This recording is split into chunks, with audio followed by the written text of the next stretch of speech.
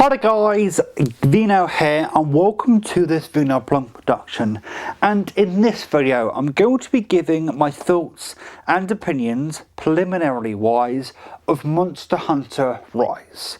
So Monster Hunter Rise released on the 26th of March 2021 onto Nintendo Switch, and as I'm recording this video it is a year's exclusive on the Switch, and I will be touching upon that in a minute. So there's something I do want to delve into a little bit later into this video as to some other people's opinions and comments on Monster Hunter Rise, but we'll get onto that in a bit. So to tell you my personal lineage when it comes to the Monster Hunter franchise, I remember years and years and years ago I had a hacked, cracked, what do you want to call it, PSP. And when I was bored on occasions, I'd trawl the internet for some ISO or CSO, which is a compressed ISO form, for some kind of game to play on my PSP.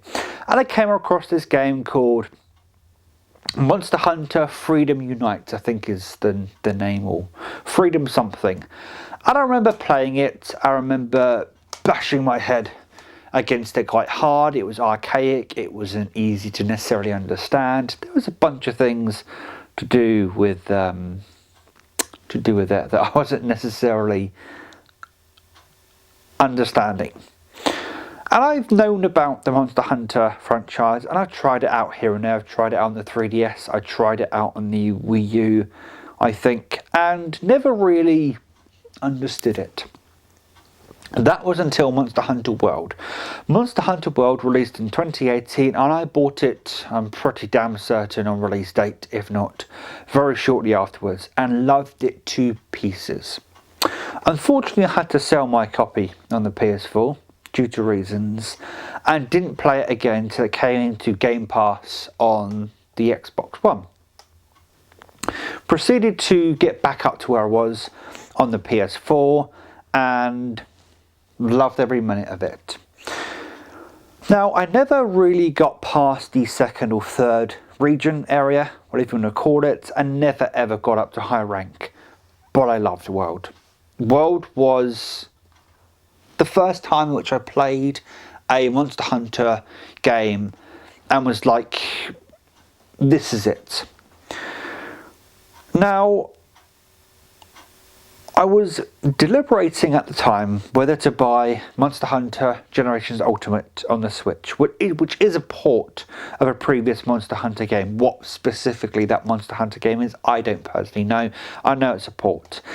And it harkened back to the old style, the archaic, hard to understand, very strange mechanics Monster Hunter, the old Monster Hunter before World brought in a lot of, you know, quality of life improvements, improvements for newer players, all that kind of stuff. So there was me kind of deliberating over whether I should go for Generations Ultimate, but I decided ultimately not to go for Generations Ultimate and stick with World.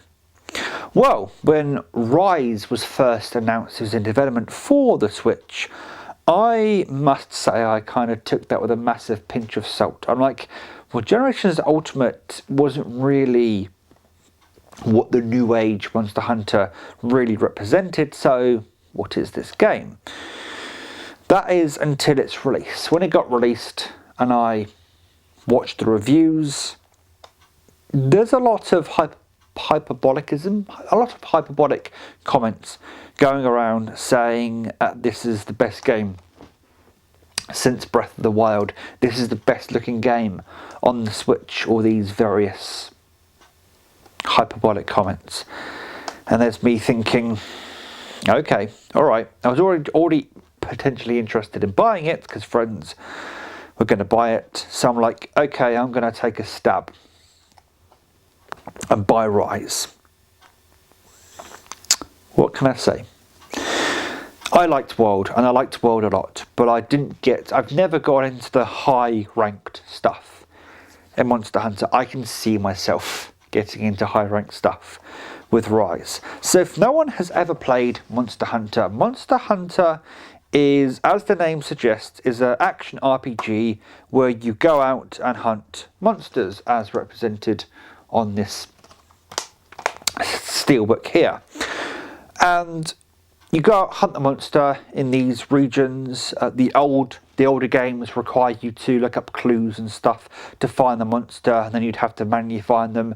Rise and World, for that matter, streamline that process considerably. It's a lot easier to find and track a monster these days, far better than it used to be. You used to fire a paintball at the monster in order to track it and keep tracking it into different regions. These days they obfuscate a lot of the more menial tasks that you may find yourself doing in these games, which is brilliant, because I don't think if they were still going for that old style of monster hunting, I'd necessarily be on board, but here we are.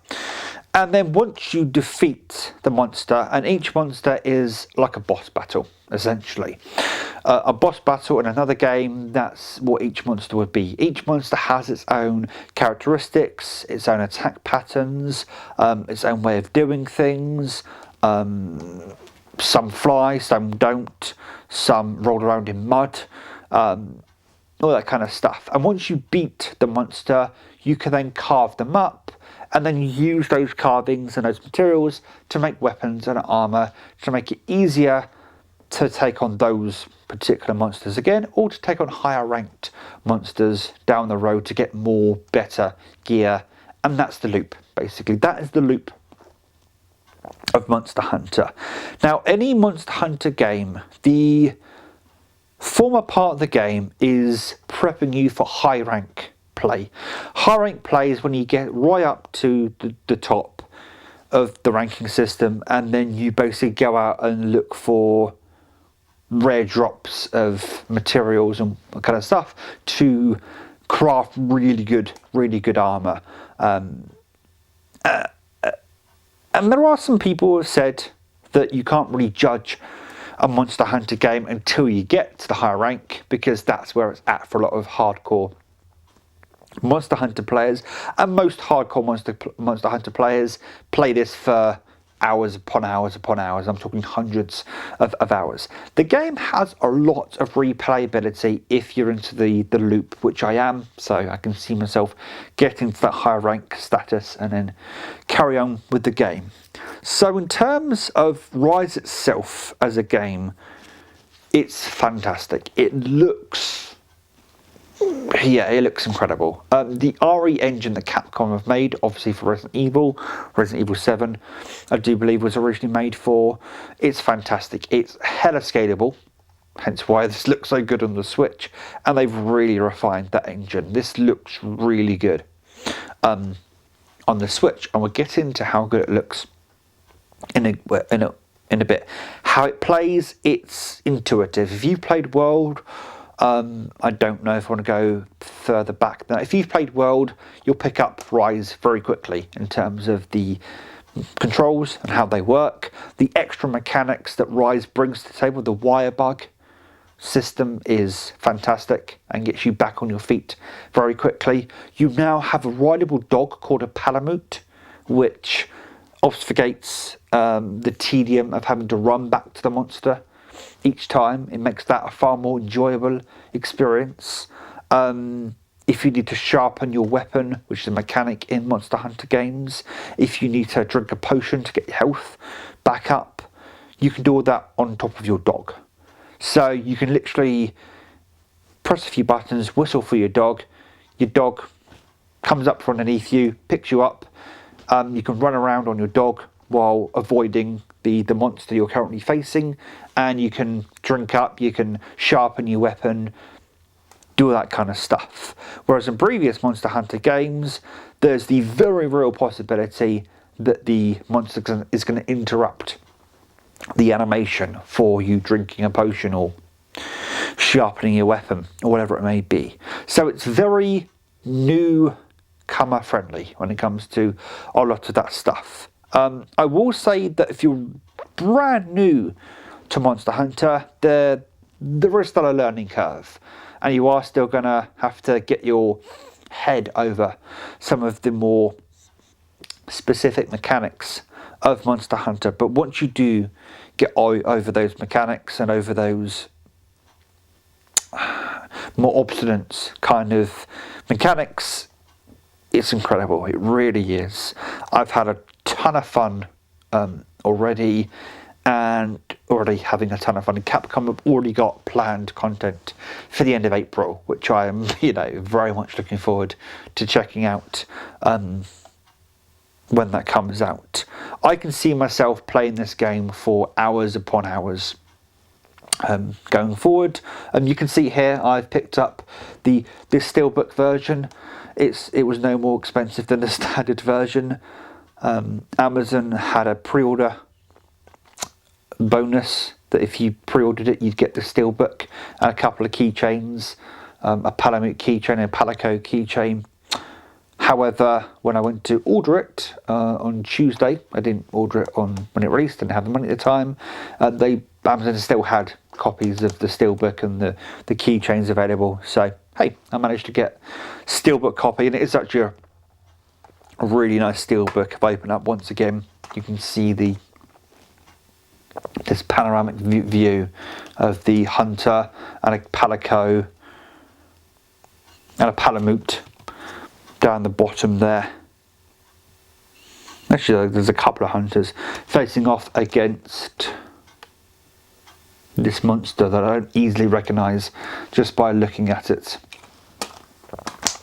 But what I want to talk about now a little bit is there are some people, because before I could buy the game, I was watching streams on Twitch. And there's a lot of people saying that they wish it was on something else, that it being on the Switch hinders the game. I have never once in my 10 to 15 hours of gameplay so far, have never thought to myself, man, the Switch is really holding this game back. And I did a video a couple of weeks back explaining that I myself have this prejudice when it comes to the Switch in terms of its technical capabilities. Yet this game has proven to me the Switch is very capable as long as the developer themselves are capable of harnessing the power from the Switch. If there's an engine that can harness the power from the Switch, then, the technical limitations, air quotes, of the Switch, it doesn't matter. There are people saying that I wish this game was on the PC, I wish this game was on the PS5 or the Xbox Series S/X. Because if it was on those systems, they wouldn't have to make any of the shortcomings they've had to make. What shortcomings? They've literally taken what worked with World and they've adapted that to Rise and they've improved upon it. Yes, when it comes out in a year's time on the PC, yes, it's going to look far better than it did on the Switch. Not that it looks bad on the Switch by any stretch of the imagination. I'm looking at the frame rate, the animation, just the fluidity of what's going on the screen, and I'm there going, at no point am I like, oh, I really wish this was on a PC or a better spec'd system. I don't understand this culture of a game has to be the best that it has to be. It has to be on the best system possible to get the best out of the game. I mean, there are people who literally make demakes of games to challenge themselves as to if they can make a particular game on a particular platform. I mean, Retro City Rampage is probably the best example of a guy who took GTA and was like, can I make GTA a NES game? And he succeeded. In some ways, to me it's more impressive if a developer can take a game like Monster Hunter and manage to get it on the Switch and translate it down onto the Switch, versus than if they just put it on the PC and they can have free reign over what they do with the game. And then also now they know the game works and they can release sort of content updates to the Switch. When it comes out on the PC in a year's time, it's going to be that much better.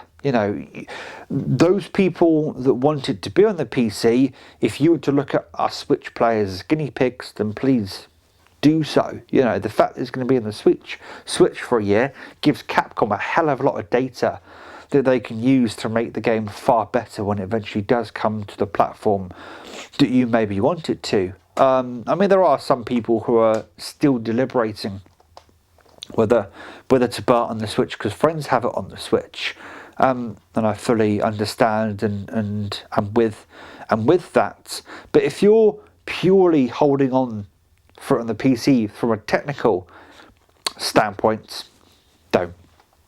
You know, I'd buy it on the Switch, and then if you want to rebuy it in a year on the PC, you know, you can probably do that in a year on the PC. And given that, actually, thinking of this, I don't know if this would be a thing, Capcom do have a cloud system in place when it comes to, of course, Resident Evil 7, whatever it is on the Switch. There's a cloud-based version where the save for that version is in the cloud.